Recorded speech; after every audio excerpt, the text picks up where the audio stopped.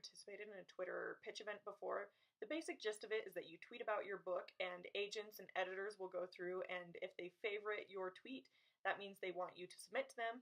So it's a really great opportunity to meet new friends, and a lot of people will go and support other pitches. So it's a really great opportunity to maybe get noticed by an agent or editor. It's also really great just to participate in order to see what other people are writing about, to make new friends, and to get support for your book. Pitch contests are really fun. They're also really hard because you're trying to take an entire book that you wrote and condense it down to fewer than 140 characters, and you're trying to do all of this while standing out from all of the other people who are tweeting on the same Twitter pitch hashtag. Today we're going to be talking about some different tips to stand out a little bit from the rest of the pack when you're doing Twitter pitch contests. So probably the best tip I can give you is to be very specific when you're doing a Twitter pitch. If you look through the hashtag, there are a lot of people tweeting, and a lot of these tweets will contain sort of the same elements. One of the biggest problems I see with Twitter pitches is that they have really vague conflict, or just vague anything.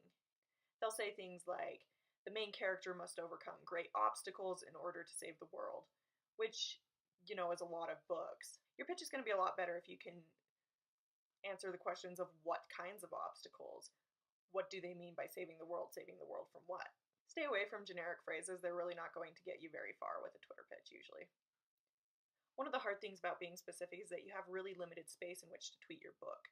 It's hard to include a lot of details because details take up space. So I think it also helps to avoid feeling like you have to capture everything that your book is in these 140 characters.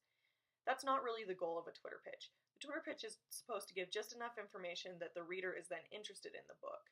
Maybe you have 3 major aspects of your plot, 3 different main conflicts. If that's the case, maybe you don't have room to tweet about all 3 of them.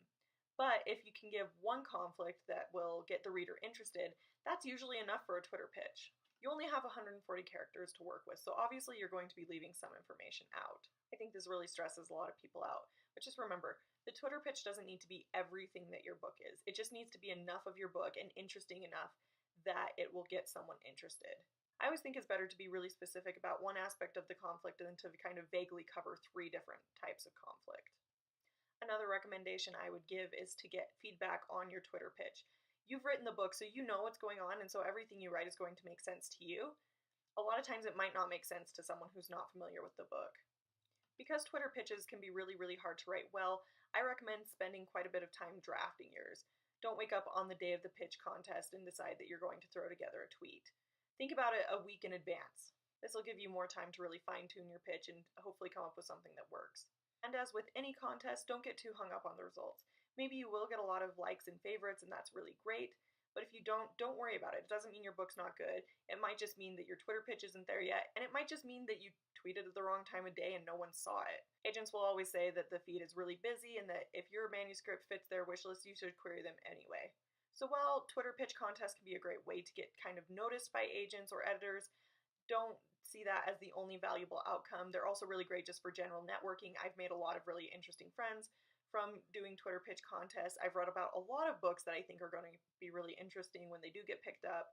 So as always, have fun with your Twitter pitches. Let me know in the comments if you have any other hints that you found helpful for writing Twitter pitches, and I hope to see you all at the next Twitter pitch event. Don't forget to join us Sunday for a live chat.